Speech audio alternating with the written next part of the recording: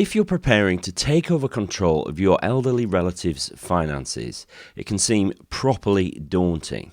So let's look at some things which you and your parents together can do to make the whole transition easier.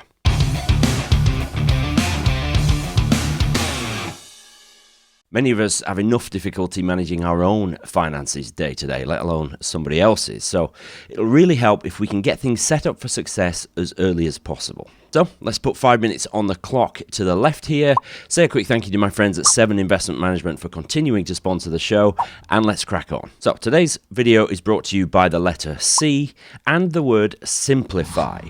Now, I bang on about simplification all the time on the podcast, but I'll never tire of saying it. Really, you should make life as simple as possible for yourself when it comes to your finances. Because if at any point of the process you're adding friction, then you're less likely to do whatever the action that you need to do is. Okay, so the letter C, we've got 4 points, all beginning with the letter C. And the first is to collect. So firstly, you're going to need to create an inventory of all the financial accounts that your parents have. Obviously, this starts with bank and building society accounts, but you'll need to take it way further than that, I'm afraid. So you're going to need to make a note of every investment they hold, including premium bonds, fixed-term deposits, ISAs, pension drawdown accounts, basically everything where they're getting a statement at least annually. Then you need to make notes on all their income sources, from state pensions to occupational and personal pensions. If they've got property wealth, they're going to have rent coming in. A glance through a few months of bank statements should highlight what is actually coming in every month or every quarter. Finally, note down details of any utility providers, local council, charities maybe with direct debits set up. And with all the above, note down whose name the different accounts are in and an account or policy number.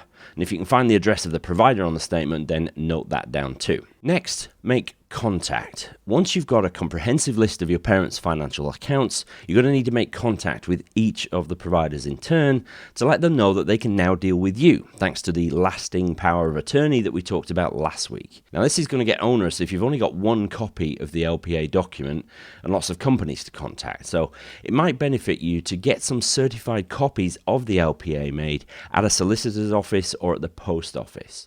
You'll obviously need to take the original with you when you do. Keep a note of each provider and the date that you sent the power of attorney to them and the date that you received it back so that you can chase them if you don't hear back. I suggest that you always get proof of postage when you send the documents off. 2 C's for the next point: consider and consolidate. And I've put a question mark after that one. Once you know where everything is, you can consider whether the current state of affairs is still the best. For example, do your parents still need the 5 separate savings accounts with 3 different banks? Is the extra interest that they might or might not be getting still worth the hassle of maintaining all those accounts?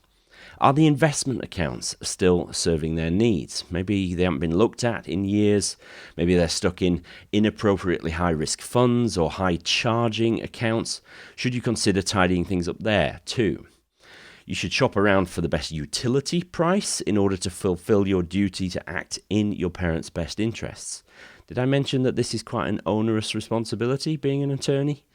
Look at every expense, audit their bank statements and make sure all is well. And do this regularly. You know, you're quite likely to spot fraud on your own account quickly enough because you're keeping an eye on it. But if you only check your parents' bank statements every 6 months, fraud could potentially go undetected for months. Basically, you want to simplify things to the point of making the job as easy as possible, but you must not simplify if, in doing so, you make your parents worse off. The final C is collaborate, and it's a really key point to end on, and this is really about preparation where possible.